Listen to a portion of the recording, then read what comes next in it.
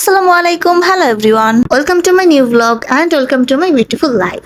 এই ভিডিওটা বেশ কিছু মাস আগের ভিডিও। অসুস্থতার কারণে না এডিট করতে পারছি না আপলোড দিতে পারছি। আর আমার লাইফের সব ভিডিও আমি সবসময় স্মৃতি ধরে রাখার জন্যই করি। আর এই ট্যুরটাও আমার জীবনের সেরা ট্যুরের ভিতরে একটি। এই দিনের আগের দিন অলরেডি আমার হাজবেন্ড কক্সবাজার চলে গিয়েছে অ্যান্ড হুট করে রাতে আমাকে ফোন দিয়ে বলে ব্যাগ গুছিয়ে রাখবা, বাসার নিচে গাড়ি আসবে, গাড়িতে উঠবা অ্যান্ড কক্সবাজার চলে আসবা। ব্যাস, আমি শুধু এইটুকুই জানতাম, কিন্তু ওইখানে যাব, কি করব, কোথায় উঠবো, কার সাথে যাচ্ছে, এগুলো কিচ্ছু জানতাম না। পরে সকাল সকাল দেখি আমার বাসার নিচে গাড়ি চলে আসে, গাড়িতে উঠলাম অ্যান্ড চলে গেলাম নেওয়াজ ভাইদের বাসায়। আর ভিডিওগুলো যারা ফলো করেন তারা অবশ্যই জানেন নেওয়াজ ভাইকে। সময় তার পরিচয় আমি বলি যে কিছু সম্পর্ক রক্তের না হলেও কিন্তু অনেক দামি হয়, অনেক মূল্যবান হয়। নেওয়াজ ভাইদের সাথে আমাদের সম্পর্ক ঠিক তেমনই। তো গাড়িটা আসলে আমাকে নেওয়াজ ভাই পাঠায় আমাকে পিক করার জন্য, দেন আমাকে পিক করে আবার নওয়াজ ভাইদের বাসায় চলে যায় ভাবিকে পিক করার জন্য। দেন ভাবি আর বাবুকে পিক করে আমরা সোজা চলে যাই এয়ারপোর্টের দিকে। আমাদের টিকিট আগেই করা ছিল, শুধু আমরা গেলাম, লাগেজ গুলো ট্যাগ করালাম এন্ড বেল্টে পাঠিয়ে দিলাম। তারপর আমার হাতে অনেক সময় ছিল, কারণ আমাদের ফ্লাইট ছিল 2টাতে, না সরি 2:15-তে ছিল। আমরা বেশ 1-1.5 ঘন্টা মানে আগেই পৌঁছাই গেছিলাম এয়ারপোর্ট। আমরা ভাবলাম এতক্ষণ কি করা যায়, তো আমরা চলে গেলাম ওখানকার লাউঞ্জে। যেহেতু আমি সকাল থেকে কিচ্ছু খাই নাই, অনেক ক্ষুধাও পাইছিল, তো ভাবলাম যে লাউঞ্জেই যাওয়া যাক, কারণ কিছু খাওয়াও হবে, বসে সময়টাও টাইম পাস করা হবে অ্যান্ড ভাবির সাথে যেহেতু আমার প্রথম দেখা, তাই একটু গল্প সল্প করলাম, আড্ডা দিলাম। এখানকার ব্রেকফাস্টের জন্য বেশ মিনিমাল কিছু খাবার ছিল, যেমন ব্রেড, চা, কফি, কিছু ফ্রুটস ছিল, স্যুপ ছিল অ্যান্ড সমুচা ছিল, স্যান্ডউইচ ছিল, এরকম কিছু টুকটাক খাবার। তো আমি বেশি কিছু নিইনি, আমি যে স্যুপ নিলাম, আমার সমুচাটা বেশ পছন্দ, তো 2টা সমুচা নিলাম, একটা স্যান্ডউইচ অ্যান্ড পুডিং নিলাম। সত্যি বলতে খাবারের টেস্ট আমার কাছে আহামরি তেমন ভালো লাগেনি, কিন্তু ক্ষুধা লাগছিল, কিছু করার নাই, টুকটাক খেয়ে নিলাম। দেন কক্সবাজারে গিয়ে আসলে কোথায় উঠবো, কি খাবো, এখন পর্যন্ত কিছু জানতামই না আমরা, আমাদের কাছে প্ল্যান নাই। আমাদের দুজনের হাজবেন্ডই অলরেডি কক্সবাজার, তারা সবকিছু প্ল্যান করে রাখছে যে কি কি করব। ইতিমধ্যে খেতে খেতে কিন্তু ফ্লাইটের সময় হয়ে যায় এবং আমরা নিচে চলে আসি। এসেই দেখি বাস আমাদের জন্য অপেক্ষা করছে নিয়ে ফ্লাইট পর্যন্ত নিয়ে যাওয়ার জন্য। দুপুর আর বিকেলের মাঝামাঝি যে রোডটা, ওটা বেশ ভালো লাগছিল আমার। কক্সবাজার তো এই জীবনে বহুবার গিয়েছি, কিন্তু এবারের যাওয়াটা কেন যেন খুবই বেশি অন্যরকম ভালো লাগা কাজ করছিল।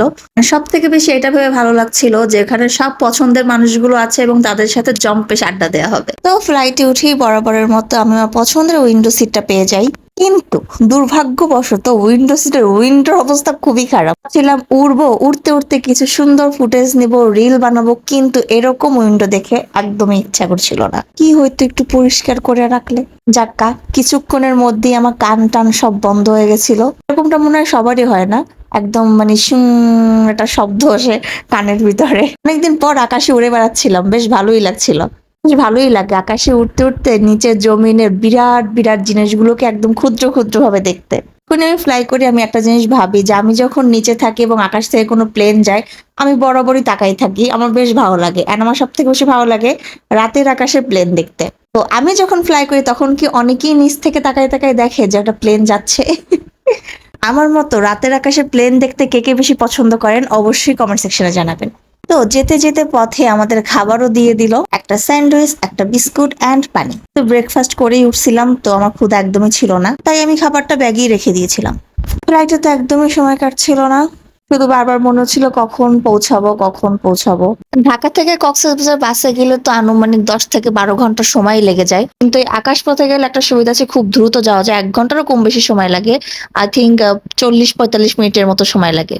আমার জানা মতে ঢাকা কক্সবাজার রুটে ইউএস বাংলা এয়ারলাইন্স ফ্লাইট গুলো প্রতিদিন সকাল 7টা 30 মিনিট থেকে বিকাল 4টা 30 মিনিট পর্যন্ত চলাচল করে, এবং সব ধরনের ট্যাক্স ও চার্জ মিলে ইউএস বাংলা এয়ারলাইন্সের ঢাকা থেকে কক্সবাজারের সর্বনিম্ন ভাড়া কিন্তু 4,800 টাকা, সর্বোচ্চ ভাড়া 9,500 টাকা। যদি আমি ভুল না হয়ে থাকি তো, আর যদি ভুল হয়ে থাকে অবশ্যই আমাকে শুধরে দিবেন। তো কথা বলতে বলতে আমরা ল্যান্ডও করে ফেলেছি, এবং ল্যান্ডিং এর টাইমটা আমার খুবই বেশি বিরক্ত লাগে, কেমন যেন একটা মানে অনুভূতি হয়, মানে আমার ফেস দেখলেই বোঝা যাবে খুব বিরক্তি লাগে। তো ফাইনালি অনেক অপেক্ষার পরে কক্সবাজার পৌঁছে গেলাম। ট্রিপটা আমাদের জানুয়ারি মাসের ছিল, তো এর জন্য হালকা হালকা ঠান্ডা ছিল, আমার ড্রেস আপ দেখে বোঝাই যাচ্ছে। কিন্তু কক্সবাজার আসার সাথে সাথে আমার মনে হলো শীতকাল মনে হয় চলেই গেছে, তেমন একটা ঠান্ডা একদমই ছিল না, তার উপরে রোদের তাপটাও কিন্তু অনেক বেশি ছিল। দেন ফ্লাইট থেকে নামার পর 10-15 মিনিট ওয়েট করার পরে আমাদের লাগেজ গুলোও চলে আসে অ্যান্ড আমরা এয়ারপোর্ট থেকে বের হয়ে যাই। তো বের হয়ে দেখছি বাহিরে আমাদের জন্য হোটেল থেকে গাড়ি পাঠানো হয়েছে রিসিভ করার জন্য। দেন গাড়িতে উঠেই চলে গেলাম সোজা রিসর্টে। সাইমন বিচ রিসর্টের অ্যাড্রেসটি হচ্ছে marine drive road, Kolatoli, Cox's Bazar. আপনাদের সুবিধার্থে আমি অ্যাড্রেস, ফোন নাম্বার, ইমেল সব স্ক্রিনে দিয়ে দিয়েছি। আশা করি একটু হলে উপকারে আসবে। অ্যান্ড প্রয়োজনে গুগল করে কিন্তু আরো ডিটেলস দেখে নিতে পারেন। অ্যান্ড ফাইনালি আমরা পৌঁছে যাই হোটেলে, অ্যান্ড আমাদের ওয়েলকাম ড্রিঙ্কস দিয়ে ওয়েলকাম করা হয়। রুম আমাদের জন্য আগেই বলা ছিল, জাস্ট আমরা কিছু ইনফরমেশন দিয়ে আমাদের রুম কিটা নিয়ে নিই। আমাদের রুম নাম্বার ছিল 834। রুমে ঢুকেই না আমি একটু অবাক হলাম, কারণ আমি ভাবছিলাম যে আমাদের রুমটা হবে সুপার ডিলাক্স কিং, কিন্তু পরে ঢুকেই দেখি আমাদের রুমটা ছিল সুপার ডিলাক্স টুইন। তো অনেকক্ষণ ভাবনা চিন্তা করে মনে হলো যে আমার তো আসার কথাই ছিল না। এই রুমে আমার হাজবেন্ড এবং আমার হাজবেন্ডের সাথে যে গেছিল সিনেমাটোগ্রাফার, সেই ভাইয়ের থাকার কথা ছিল। পরে আমি গিয়েছি দেখে প্ল্যান চেঞ্জ। যাক, পরে ভাবলাম যে রুমটা চেঞ্জ করে নেবো, কোনো ব্যাপার না। কিন্তু পরে আর চেঞ্জ করা হয় নাই, কারণ অনেক বেশি রাশ ছিল এবং কোনো রুমই খালি ছিল না। এই রুমটাও বেশ ভালো ছিল, সুপার ডিলাক্স টুইন। 2টা বেড থাকবে, একটা ব্যালকনি থাকবে, একটা বাথরুম থাকবে। বাথরুমে অবশ্যই আপনাদের প্রয়োজনীয় জিনিসগুলো থাকবে। তার সাথে থাকছে একটা সুন্দর কাবার্ড, যেখানে আমরা আমাদের জামা কাপড় বা আদার্স প্রয়োজনীয় জিনিস রাখতে পারবো। কাবারের ভিতরে কিন্তু সুন্দর করে লকার সিস্টেমও করা আছে। একটা স্টাডি টেবিল বা ড্রেসিং টেবিল যাই বলেন না কেন। সাথে রুমে কমপ্লিমেন্টারি পানি, টি, কফি এগুলো তো থাকছেই। সাথে রয়েছে সুন্দর একটি মিনি ফ্রিজ, অ্যান্ড আপনাদের রেগুলার পড়ার জন্য নতুন নিউজ পেপার তো থাকছেই। আমার হোটেলের রুমের ডেকোরেশন আমার বরাবরই খুব বেশি পছন্দের, একদমই ওয়েল ফার্নিশড। তারপর রুম ট্যুরের পর একটু জম্পেশ গড়াগড়ি করে নিই, ভাবছিলাম একটা ঘুম দেবো, কারণ বিছানায় তুলতুলে নরম বিছানায় শোয়ার পর পরই আমার ঘুম চলে আসছিল। কিন্তু ভাবলাম যে না, অনেক ক্ষুধাও পাইছে, আগে দেখি কিছু খাওয়া যায় কিনা। সাইডেই দেখলাম রুম সার্ভিসের বুকটা রাখা আছে, তো ভাবলাম কোনো খাবার অর্ডার দিই, কিন্তু পরে ভাবলাম যে না, আগে দেখি পাশের রুমের ভাবির কাছে যাই, নিচে গিয়ে একবারে লাঞ্চ করা হবে।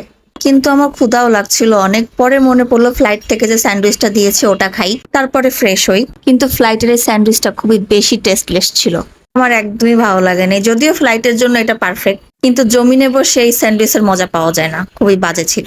এখন একটু রুম নিয়ে আপনাদের ছোট একটা ধারণা দিই। যদিও সাইমন বিচ রিসর্ট কিন্তু তাদের জন্য বেস্ট, তারা সমুদ্রের খুব বেশি কাছাকাছি থাকতে চায় অ্যান্ড বারান্দা দিয়ে সমুদ্র বিলাস করতে পারে। সাইমন সি ভিউর জন্য বেস্ট একটা রিসর্ট। এখানে আপনারা 5 টাইপের রুম পেয়ে যাবেন। ফার্স্ট সুপার ডিলাক্স কিং, যেটার প্রাইস পড়বে আপনাদের per night 13,500। Second super deluxe twin, যেটায় আমরা ছিলাম, ওটাও এরকম সেম পড়বে 13,500। সেকেন্ড ইনফিনিটি সি ভিউ, যেটার প্রাইস পড়বে 21,000। জুনিয়র সুইটের প্রাইস পড়বে আপনার 25,000। অ্যান্ড সব থেকে বেস্ট প্যানারোমা ওশেন সুইট 50,000। চাইলে কিন্তু তাদের কিছু প্যাকেজ আছে, ওগুলাও নিতে পারেন, যেমন honeymoon package, summer package, winter package, etc. আপনাদের সুবিধার্থে আমি কন্ট্যাক্ট নাম্বার, ইমেল সব ডেসক্রিপশন বক্সে দিয়ে দিব। এরপর ফ্রেশ ট্রেশ হয়ে রেডি হয়ে নিলাম, অ্যান্ড পরে ভাবির রুমে গিয়ে ভাবিকে নিয়ে নিচে চলে গেলাম। যাওয়ার পর এখনো অবধি আমাদের কারো হাজবেন্ডের সাথে আমাদের দেখা হয় নাই, তো বুঝতে পারছিলাম না যে কি করব, কোথায় খাবো। তো সাইমনের পাশেই ছিল কিন্তু এরকম সি লেভেল ক্যাফে, তো ভাবলাম এখান থেকেই লাঞ্চটা করে নেওয়া যাক। যদিও তখন লাঞ্চের টাইম ছিল না, পরন্ত বিকেল, সবাই সূর্যাস্ত দেখার জন্যই বসেছিল। তো যেহেতু আমরা দুপুরে কিছু খাইনি, আমাদের জন্য তো লাঞ্চই কিন্তু ওই যে যেহেতু লাঞ্চ টাইম না, সো এখানে তেমন কিছু পেলাম না। কিন্তু এখানকার ভিউটা ছিল অসাধারণ। 1 কাপ কফি খেতে খেতে সূর্যাস্তের এই মজাটা বেশ নেওয়া যায়। যাই হোক, এরপর নিচে চলে গেলাম, অ্যান্ড সাইমনের পাশেই ছিল কিন্তু একটা ছোট হোটেল টাইপের, ধাবাও বলা যায়, নাম হচ্ছে গিয়ে সেন্ট ক্রাব। পরিবেশটা বেশ ভালো, নিরিবিলি ছিল। সব জায়গায় একটা প্লাস পয়েন্ট হচ্ছে গিয়ে যখন তখন খাবার গরম গরম পাওয়া যায়, এবং যখনই অর্ডার দিবেন তখনই আপনাদের রান্না করে দিবে। সবার সুবিধার্থে মেনু কার্ডও দিয়ে দিয়েছি, দেখে নিতে পারেন। কারণ আমরা যে যে খাবার অর্ডার দিয়েছিলাম তার প্রাইসটা আমার একদমই মনে নাই, মেনু কার্ডটা দিয়ে একটু মিলিয়ে নিতে পারেন। আমরা এখানে অর্ডার দিয়েছিলাম সাদা ভাত, সাথে দিয়েছিলাম লইটা ফিশ ফ্রাই, প্লেন ডাল, আর একটা কিসের জন্য শুটকি ভর্তা দিয়েছিলাম, ঠিক মনে নাই। সাথে ছিল টমেটো ভর্তা, আর দিয়েছিলাম চিকেন কারি। ক্ষুধাও পেয়েছিল, অ্যান্ড খাবারের টেস্টও কিন্তু অনেক বেশি ভালো ছিল। এরপর খাওয়া দাওয়া শেষে হোটেল রুমের দিকে যাই, এবং গিয়ে আমি সুন্দর একটা ছোট ন্যাপ নেই। বেশ অনেকক্ষণ পর আমার পতিদেবের সাথে আমার দেখা হয়, দেন আমরা নিচে চলে যাই সবার সাথে দেখা করার জন্য। এরপর কফির সাথেই শুরু হয়ে যায় আমাদের জম্পেশ আড্ডা। এখানে ছিল ইমন চৌধুরী ভাইয়া এবং তার ফ্যামিলি। ইমন চৌধুরী ভাইয়াকে কে না চেনে, সে বাংলাদেশ মিউজিক ইন্ডাস্ট্রির one of the best musician, best music composer, best music director. মানে আমি তো তাকে বলি একদম ম্যাজিশিয়ান। সে আমার খুবই পছন্দের একজন মানুষ। তার সাথে এবং তার ফ্যামিলির সাথে আমার ফার্স্ট টাইম দেখা ছিল, কিন্তু মানে ভাইয়া এবং ভাবি সাথে বাচ্চা, মানে তাদের সাথে দেখা করে মনেই হয় না যে আমাদের প্রথম মিট। এত এত সুন্দর সময়গুলো তাদের সাথে কেটেছে। আর ছিল নওয়াজ ভাই এবং তার ফ্যামিলি। নওয়াজ ভাইয়ের নামে আলাদা কিছু বলার নাই, আমার অনেকগুলো ব্লগে তার কথা অনেকবার বলেছি। ওনারা সবাই এত ভালো মনের মানুষ, ওনাদের সাথে আড্ডা দিতে দিতে কখন যে সময় চলে যায় টেরই পাওয়া যায় না। আমি অবশ্য এখানে যাওয়ার পরে একটু সিক ছিলাম, মানে ভাইয়া ভাবি সবাই এখানে যারা ছিল সবাই আমার এত সুন্দর টেক কেয়ার করেছে, আমি আসলেই কৃতজ্ঞ। আমরা বেশ অনেকক্ষণ এখানে আড্ডা দিয়েছি এবং নিউ ইয়ার উপলক্ষে কিন্তু সাইমনটা বেশ সুন্দর করে সাজানো ছিল। বেসিকলি এখানে প্রথমে ইমন ভাই এবং তার ফ্যামিলি আসছিল ঘোরার জন্য। দেন ভাইয়া আমার হাজবেন্ডকে ফোন করে একটা মিউজিক ভিডিও করবে। যেহেতু আমার হাজবেন্ডের প্রোডাকশন হাউস আছে, তো আমার হাজবেন্ডের মাধ্যমে সে কাজটা করতে চাচ্ছে। আর আমার মহাশয়ের কথা কি বলবো, সে তো অলরাউন্ডার। তার অনেকগুলো কাজের পরিচয়ের মাঝখানে একটা পরিচয় এটাও যে সে একজন ডিরেক্টর। তো তাদের কাজের মাঝেই আমাদের একটু ঘোরা হলো আর কি। প্ল্যানটা প্রথমে ইমন ভাইয়ের ছিল, তারপর ইমন ভাইয়ের নওয়াজ ভাই মিলে প্ল্যান করলো যে কাজটাও হবে, সাথে একটা ফ্যামিলি ট্যুরও হয়ে যাবে। যার কারণে হুট করে আমার আর ভাবির কক্সবাজার যাওয়া।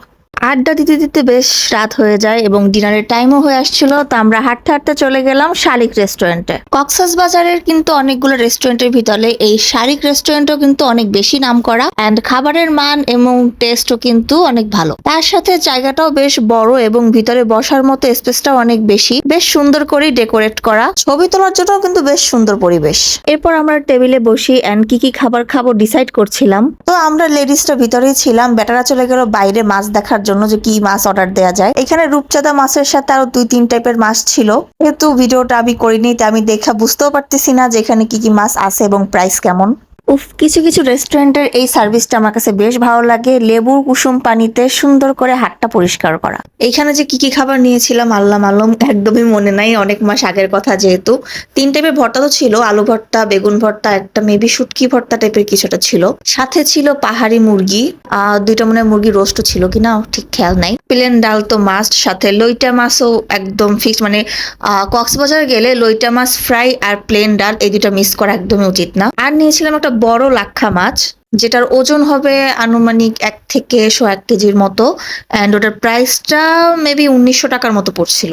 আমি ভুলও হতে পারি কারণ আমার ঠিক মনে নাই, অ্যান্ড এখানে মেনু কার্ডেরও কোনো ছবি দিতে আমার মনে ছিল না। রেস্টুরেন্ট সম্পর্কে কিন্তু আরো জানতে আপনারা তাদের ফেসবুক পেজ ভিজিট করতে পারেন বা গুগলও করতে পারেন। আপনাদের সুবিধার্থে কিন্তু আমি ডেসক্রিপশন বক্সে তাদের ফেসবুক পেজের লিঙ্কটা দিয়ে দেবো, ওখানে মেনু কার্ডও দেওয়া আছে, কন্ট্যাক্ট নাম্বারও দেওয়া আছে, আপনারা চাইলে যোগাযোগ করে নিতে পারেন।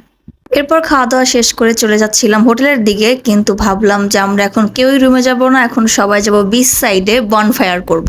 ওইখানকার অনেক স্থানীয় ছোট ভাই ব্রাদার ছিল যারা আমাদের বনফায়ারে এবং রাতের আড্ডা দিতে অনেক বেশি হেল্প করছে, তাদেরকে অনেক অনেক ধন্যবাদ। তারা আগুন জ্বালাতে কিন্তু অনেক বেশি কষ্ট করছে, কারণ বিচ সাইডে কিন্তু সহজে বনফায়ার করা যায় না, প্রচন্ড পরিমাণ বাতাস আসে। তার উপর থেকে কাঠ জোগাড় করা, পাতা জোগাড় করা, দেন আগুনটা জ্বালানো খুব বেশি কষ্টকর। আমি আমার লাইফের এই first time beach side bonfire করছি এবং আমি এর জন্য অনেক বেশি এক্সাইটেড ছিলাম। সবাই মিলে বেশ মজা করছিলাম এবং গানের একটা প্রস্তুতি নিচ্ছিলাম। আর একটা মজার বিষয় হচ্ছে এখানে যে যেমনই হোক না কেন, একটা বিষয় আমাদের সবার ভিতরে কমন ছিল যে আমরা সবাই গান প্রিয় মানুষ, গানের জগতের মানুষ। ক্ষেত্রে মন মানসিকতা সবার এক রকমের ছিল, দ্যাটস ওয়াই কিন্তু মজাটা আরো বেশি জমে উঠেছিল। এই রাতটা অনেক বেশি স্মরণীয় থাকবে, আমি তো দোয়া করি যেন এরকম রাত বারবার ফিরে আসুক আমাদের মাঝে। এন্ড এই হচ্ছে গিয়ে সেরা, খুবই লক্ষ্মী একটা বাচ্চা, হ্যান্ডশেক করতে বললি হ্যান্ডশেক করে, দেখলি মন চাই একটু আদর করি। ওখানকারই একটা ছোট ভাইয়ের কুকুরটা ছিল। আমরা এখানে যতক্ষণ আড্ডা দিতেছিলাম সেরাও আমাদের সাথেই ছিল, খুবই কিউট।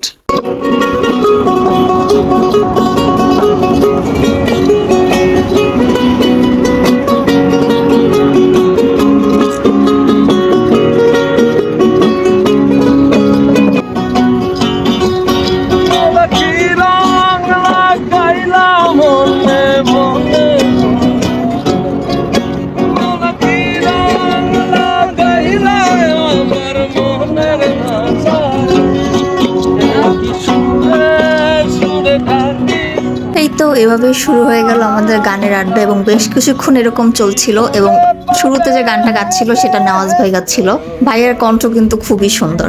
দেন তারপর এখানে আরো স্থানীয় ছোট ভাই ব্রাদার আছে, তারাও কিছু টুকটাক গান গায়, আমরাও গাই, সবাই মিলেই গান গাই।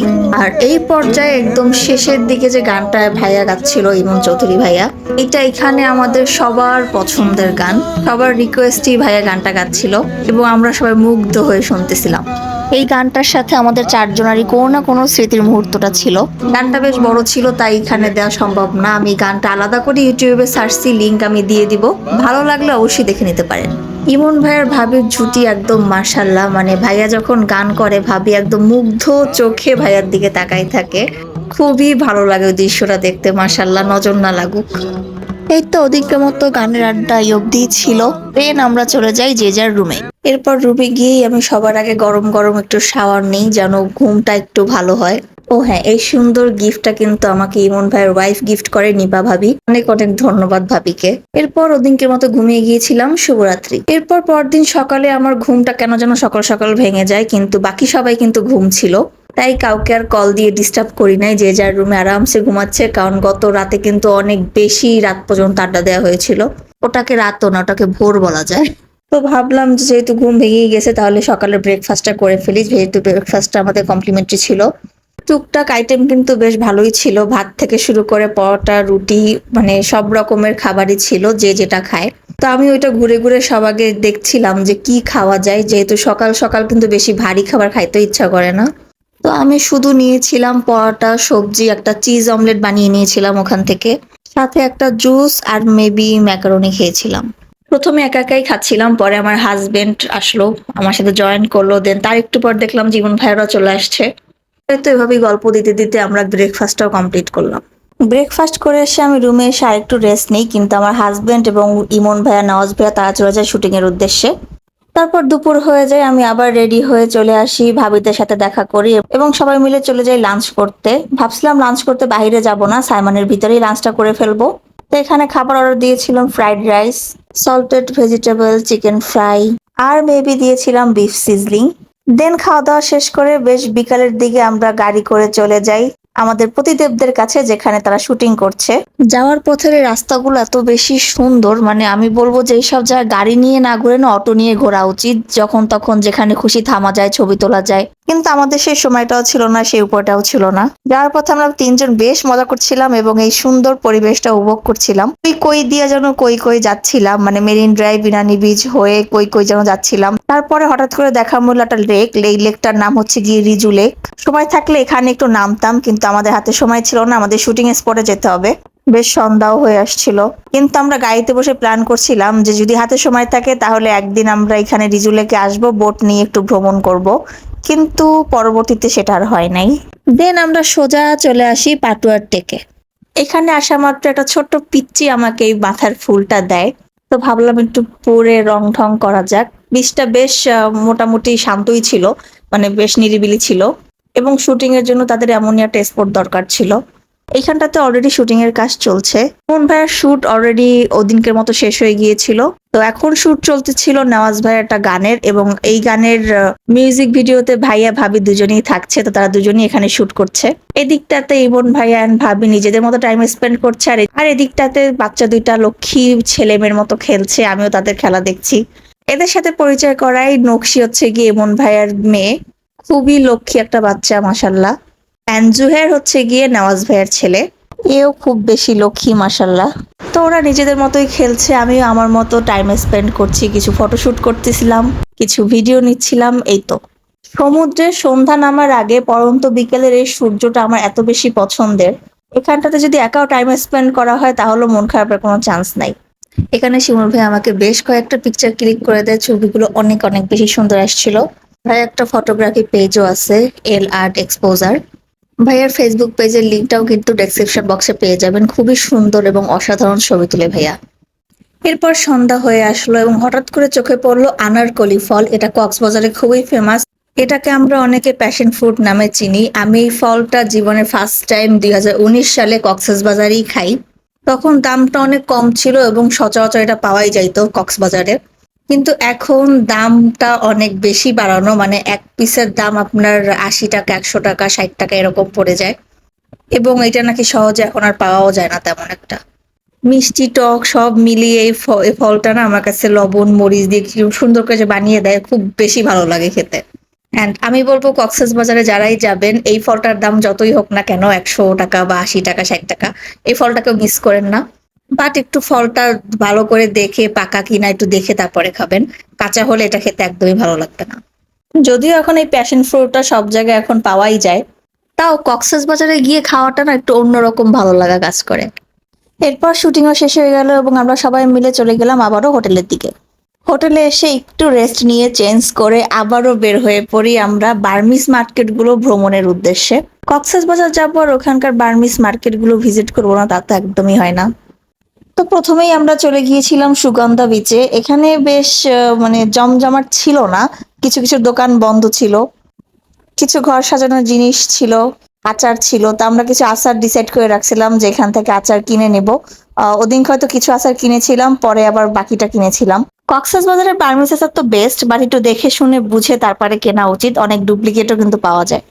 এরপর আমরা ওখান থেকে জায়গা চেঞ্জ করে চলে আসি লাবণী বিচে।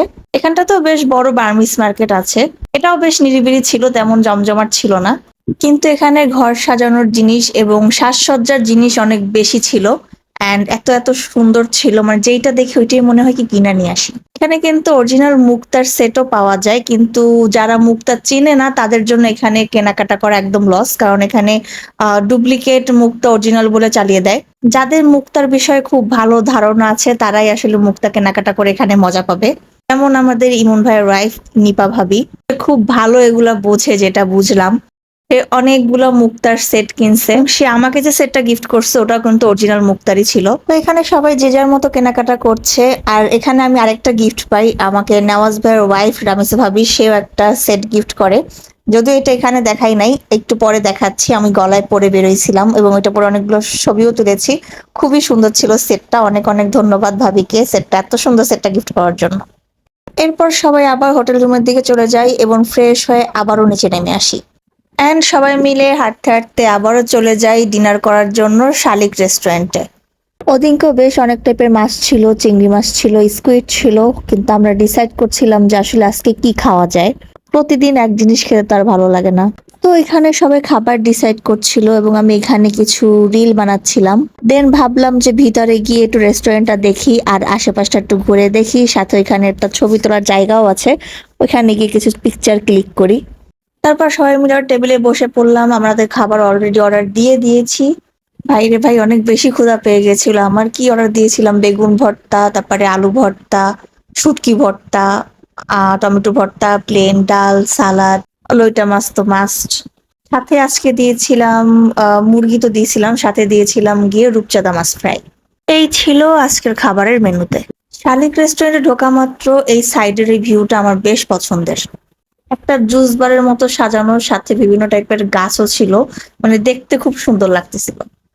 এরপর আমরা চলে যাই রুমে এবং ওদিনকের মতো ঘুমিয়ে পড়ি। ওই দিন সবাই খুব টায়ার্ড ছিলাম, যার কারণে আমরা ওদিনকার বনফায়ারটা করি নাই। পরদিন সকালে একটু লেট হয়ে যায়, তাই সাইমনের কমপ্লিমেন্টারি ব্রেকফাস্টটা করতে পারিনি আমরা। এদিকে সবার আগে ঘুম থেকে আমি আর আমার হাজবেন্ড উঠি, বাকি সবাই ঘুম। তো কাউকে আর ডিস্টার্ব না করে আমরা নিচে চলে যাই ব্রেকফাস্টের জন্য, যে কোথায় আসলে কি পাওয়া যায় দেখি। এরপর দেখলাম সাইমনের পাশেই যে ওশান রেস্তোরাঁটা আছে ওইটা খোলা ছিল, তো চলে গেলাম ওটার ভিতরেই। যেহেতু ওই সময় ব্রেকফাস্টের টাইম তেমন একটা ছিল না, তাই ব্রেকফাস্ট তেমন একটা নাই। তো আমাদেরও তেমন পরোটা ভাজি খাওয়ার ইচ্ছা ছিল না, আমাদের ভাত টাইপের কিছু খাইতে ইচ্ছা করতেছিল। তো আমরা একটা ভাত নেই, আলু ভর্তা নেই, লইটা মাছ ফ্রাই নেই, আর প্লেন ডাল নেই, এতেই আমাদের সকালের খাবারটা হয়ে গেছে। এরপর খাওয়া দাওয়া শেষে চলে আসি আমরা হোটেলের পুলের দিকে। পানি দেখে মনে চাইছিল এখন একটা ঝাঁপ মারি, কিন্তু ওইখানকায় দেখলাম যে ওই সময়টা অনেক বেশি রাশ ছিল, তার উপর ছিল কড়া রোদ, তাই আর নামি নাই। ভাবছিলাম রাতের দিকে একটু নামবো, কিন্তু তার সময়তে হয় নাই। যাই হোক, পুলের মজাটা না হয় নেক্সট টাইমই নিব ইনশাল্লাহ। এরপর আবার রুমে চলে যাই, গিয়ে ফ্রেশ ট্রেশ হয়ে সবাই একে একে করে নিচে নেমে আসি। সবাই এখন বের হব লাঞ্চ করার জন্য। আজকে ভাবছিলাম লাঞ্চ করার জন্য অন্য জায়গায় যাব, শালিকে আর যাব না। তো অনেকক্ষণ বসে থাকতে থাকতে আমার কিছুটা খেতে ইচ্ছে করছিল, তো ভাবলাম যে একটা ড্রিঙ্কস খাওয়া যাক। তো আমি এখানে একটা অরেঞ্জ জুস অর্ডার দিই। ফ্রেশ জুস আমার অনেক বেশি পছন্দের, অ্যান্ড সাইমনের ফ্রেশ জুসের প্রাইস অনেকটাই বেশি পড়ে। আমি যে অরেঞ্জ জুসটা অর্ডার দিই ওটার প্রাইস প্রায় 630 টাকার মতো ছিল। নাই বা কেন, একদম র ফলটাই আপনাকে জুস করে দেয়। সাইমনের হিসাবে একটু দাম তো ঠিকই আছে, তাই না? জুসটা খুবই ফ্রেশ ছিল, খেয়ে একদম রিফ্রেশমেন্ট ফিল হচ্ছিল। তো এই তো জুস খেতে খেতে আমি বাকি সবার অপেক্ষা করছিলাম নিচে, তারা আসলেই বের হয়ে যাব। তো এই তো সবাই বের হয়ে যায় এবং এবার চলে যাই লাঞ্চ করার জন্য আলগনিতে। কক্সবাজারের রেস্টুরেন্টের ভিতরে আলগনি আমার অন্যতম একটি পছন্দের জায়গা। হোটেল থেকে শালিকটা কাছে ছিল, তাই বরাবর শালিকই খাওয়া হয়েছে, কিন্তু এবার টেস্ট চেঞ্জ করার জন্য একটু আলগনিতে আসলাম। আলগনির খাবারের টেস্ট, মান এবং তাদের বিহেভিয়ার অনেক অনেক বেশি ভালো। এই আলগনির ডিটেলস অ্যান্ড ফেসবুক পেজের লিঙ্কও কিন্তু আমি ডেসক্রিপশন বক্সে দিয়ে দিব, প্রয়োজনে আপনারা দেখে নিতে পারেন। এদিনকে আমরা খাবারে একটা ভর্তার প্ল্যাটার অর্ডার দিয়েছিলাম। এখানে বিভিন্ন টাইপের ভর্তা ছিল, সবজি ছিল, আর দিয়েছিলাম রুইটা মাছ, প্লেন ডাল। তারা একটা কমপ্লিমেন্টারি আচার সার্ভ করে। এই আচারটা এত এত বেশি মজার, নিপা ভাবি তো এখান থেকে আচার কিনেই নিয়ে গেল। বড়ই আচার সার্ভ করে, আচারটা অনেক বেশি মজার। খাওয়া দাওয়া শেষে ওখানকার ম্যানেজার আতিথেয়তার জন্য আমাদের একটু চা আর ফ্রুটস খেতে দেয়। পেঁপে দিয়েছিল, পেঁপেটা অনেক বেশি মজার ছিল। অ্যান্ড এই চাটা একদম বেস্ট বেস্ট একটা চা ছিল, মালটা চা ছিল, অনেক বেশি মজার ছিল। এরপর খাওয়া দাওয়া শেষে আমরা সবাই ঘুরতে চলে যাই। আজকের দিনটা ছিল লাস্ট ডেট আমাদের কক্সবাজারে, তাই আজকের দিনে তাদের কোনো শুটিংও ছিল না। আজকের সম্পূর্ণ দিন তারা আমাদের সাথে টাইম স্পেন্ড করেছে। তো আমরা সবাই সময় কাটানোর জন্য এবং সুন্দর সুন্দর ছবি তোলার জন্য চলে যাই প্যারাসিলিং পয়েন্টে। যদিও এই বিচের একটা সুন্দর নাম আছে, এই বিচের নাম হচ্ছে গিয়ে দরিয়ানগর, কিন্তু বেশিরভাগ সময় এখানে প্যারাসিলিং করা হয় দেখে এখানে প্যারাসিলিং পয়েন্ট নামেই বেশি পরিচিত। আমরা যেদিন গিয়েছিলাম ওদিনকে প্যারাসিলিংটা বন্ধ ছিল, হয়তো বাতাসের কারণে বা অন্য কোনো কারণে হয়তো বন্ধ ছিল। ওহো, না, মনে পড়েছে, ওই সময় তো ভোটের সময় ছিল, যার কারণে অনেকেই ছিল না, এবং এর জন্যই আই থিংক দোকানপাট সব বন্ধ ছিল, আমার একদমই খেয়াল ছিল না। এখানে আপনারা কক্সবাজারে দুই টাইপের প্যারাসিলিং করতে পারবেন। একটা হচ্ছে কি যেটা আকাশেই থাকবে এবং বেশ কিছুক্ষণ, আই থিংক 10-15 মিনিটের মতোই রাখে, অ্যান্ড ওটার প্রাইস পড়বে আপনাদের 1500 টাকা। আরেকটা আছে যেটা আকাশে থাকবে এবং রাইডের চলাকালীন আপনাদের সমুদ্রে একটু পাও ভিজাবে, ওইটার প্রাইস পড়বে আপনাদের 2000 টাকা। আমার মনে হয় না বার্গারিং করলে তারা একটু কমাবে, আমার মনে হয় এরকম যেটা চাই সেটাই নেয়। কিন্তু একটা কথা অবশ্যই বলবো, ওখানে যখনই প্যারাসিলিং করবেন অনেক ক্যামেরাম্যানরা আসবে, আসার পর বলবে যে একটা ভিডিও দেখাবে, ভিডিও দেখিয়ে বলবে যে এভাবে সেম ভিডিও করে দিব, আপনি উপরে থাকবেন, আপনাকে স্পষ্ট দেখা যাবে। ট্রাস্ট মি, একদমই না, খুবই বাজে ভিডিও হয়। এর থেকে আমরা ফোনে ভিডিও করি, ওগুলো বেশি সুন্দর হয়। আমি একবার প্যারাসেলিং করেছিলাম কক্সবাজার, এবার না, আগের বার যখন গিয়েছিলাম তখন করেছিলাম, অ্যান্ড ওরকম ভিডিও করেছিলাম, কিন্তু টাকাটাই চলে গেল। যাই হোক, বেশ অনেকক্ষণ সময় ওখানে কাটালাম, কিছু পিকচার তুললাম, কিছু সিনেমাটোগ্রাফি করলাম, ওগুলোর ভিডিও আলাদা করে আপলোড দিব।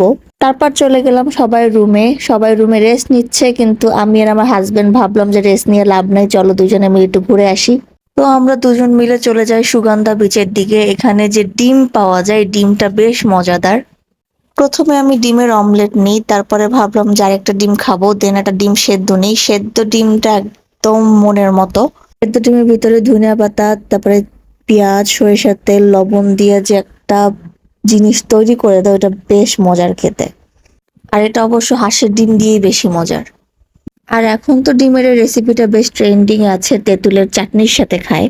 বাট আমার কাছে ডিম সেদ্ধটা এরকম সিম্পলি মজা, জাস্ট একটু কাঁচামরিচ, পেঁয়াজ, ধনেপাতা অ্যান্ড সরিষার তেল। কক্সবাজার গেলে সুগন্ধা বিচের সামনে এই জিনিসটা অবশ্যই ট্রাই করবেন। খাওয়া দাওয়া শেষে আমরা ওইখানে কিছুক্ষণ ওয়েট করি, দেন বাকিরাও আমাদের সাথে জয়েন করে, অ্যান্ড আমরা চলে যাই লাবণী বিচে। আজকে লাবণী বিচে যাওয়ার কারণ হচ্ছে কিছু কেনাকাটা করার জন্য।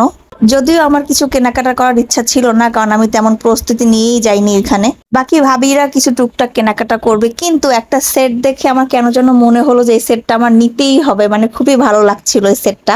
প্রাইসটা আমার ঠিক মনে নাই, টোটাল গলার, কানের, হাতের আংটি, ব্রেসলেট সব মিলিয়ে 2500 বা সামথিং, এর থেকে একটু কম মনে হয়, আমার ঠিক মনে নাই। কিন্তু আমার সেটটা বেশ ভালো লাগছে এবং এই কালারটা দেখে কেন যেন মনে হলো যে আমি এই কালারটাই নিব। এখানে আরো অনেক কালারের অনেক টাইপের জুয়েলারি ছিল, মালা ছিল, কিন্তু আমি এই টাইপের মালা আগে কখনো কিনিও নাই, পরিও নাই, মানে কখনো হয় নাই, পরা হয় নাই। কিন্তু এবার তাদের কেনাকাটা দেখে কেন যেন মনে হলো যে না, এবার একটা নেই, পরে দেখি কেমন হয়। কিন্তু দুর্ভাগ্যবশত কেনা তো হয়েছে, বাট এখনো অব্দি এটা পরাও হয় নাই। আর আমি শুধু বারবার সুযোগ খুঁজছি যে এটা কোনো ওকেশনে আমাকে একটু দাওয়াত দেন ভাই, আমি একটু সেটটা পরে যাই, করা ছবি টবি তুলি। এরপর কেনাকাটা করে ঘোরাঘুরি করে আমাদের লেট হয়ে যায়, তো ভাবলাম যে একবার ডিনার করেই হোটেলের দিকে যাওয়া যাক। তো আমরা ডিনার করতে আবারও চলে আসি আলগুনিতে।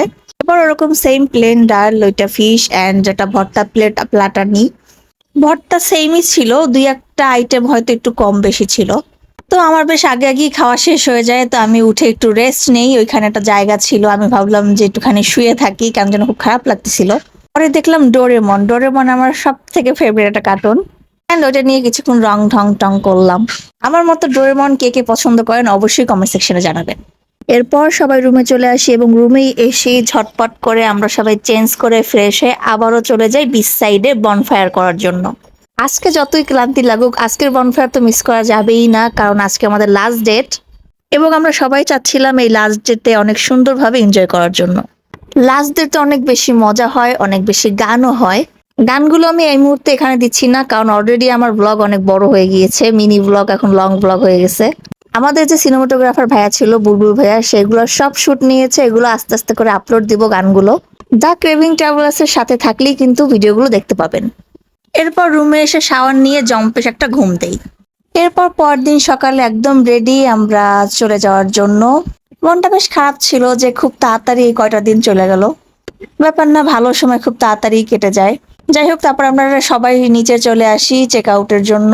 অ্যান্ড ততক্ষণ আমার অনেক ক্ষুধা পেয়ে যায়, তো আমি একটা সসেস পেটিস নেই। এটাই ধরেন ব্রেকফাস্ট। এটা করে আমরা সাইমনের গাড়িতে উঠে যাই, গাড়ি আমাদের এয়ারপোর্ট পর্যন্ত নিয়ে যাবে। দেন এয়ারপোর্টে চলে এসে অনেকক্ষণ ওয়েট করলাম। আমাদের আসলে টিকিট পাচ্ছিলাম না, আমরা অনলাইনে টিকিট কাটার জন্য আগের দিন রাতে আমরা টিকিট কেটেছিলাম, তো সিরিয়াল সিট পাই নাই এবং ফ্লাইটও একটা পাই নাই। দুই ফ্লাইটে আলাদা আলাদা সিটে বসে যাওয়া লাগছে সবার। আমাদের ফ্লাইটটা আগে ছিল এবং সিটটা বেশ এলোমেলো ছিল, এক একজন এক এক জায়গায় বসা। আর ইমন ভাইয়া ভাবিদের ফ্লাইট ছিল আরেকটা। তো আমাদের ফ্ল্যাটটা যেহেতু আগে ছিল, আমরা বিদায় নিয়ে চলে গেছিলাম সবাই। ভালো লাগার মানুষদের সাথে খুবই সুন্দর একটা জার্নি ছিল, মেমোরেবল একটা ট্রিপ ছিল। সামনে এরকম স্মৃতি আরো অনেক অনেক বানাবো ইনশাল্লাহ। তো এই ছিল আমার প্রিয় মানুষদের সাথে কাটানো কক্সবাজারের কিছু মুহূর্ত। আরো অনেক সুন্দর সুন্দর মুহূর্ত ছিল, সব তো আর ক্যাপচার করা সম্ভব না, আর ক্যাপচার হলো ওগুলো দেওয়া সম্ভব না, অনেক লং ভিডিও হয়ে যায়। তো এই তো, ভিডিওটি ভালো লেগে থাকলে অবশ্যই লাইক কমেন্ট শেয়ার করে সাথেই থাকবেন। পেজে আরো নতুন নতুন ভিডিও আপলোড হবে, নতুন নতুন গানগুলো আপলোড হবে। আর হ্যাঁ, আমি টুকটাক কিছু ইনফরমেশন দেওয়ার চেষ্টা করেছি, ভুল হলে অবশ্যই ক্ষমা করবেন। অ্যান্ড আমি দ্রুত কথা বলতে গেলে একটু মুখে কথা বাঁধে, তো সেক্ষেত্রে একটু মানে ইগনোর করবেন ওই সব জিনিসগুলো। দ্য ক্রেভিং ট্রাভেলস এর সাথেই থাকতে হবে। Stay tuned and thanks for watching.